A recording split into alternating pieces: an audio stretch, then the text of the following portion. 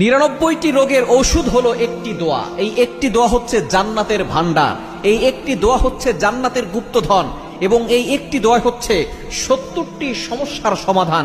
এটা নবী সাল্লাল্লাহু আলাইহি ওয়াসাল্লাম নিজে বলে দিয়েছেন। আবু দাউদ শরীফের ভিতরে হাদিস এসেছে, তিরমিজি শরীফের ভিতরে হাদিস এসেছে, এমন একটি দোয়া আছে যেই দোয়াটার আমল যদি আপনি করতে পারেন আল্লাহ তাআলা আপনার দোয়া কবুল করে নেবেন।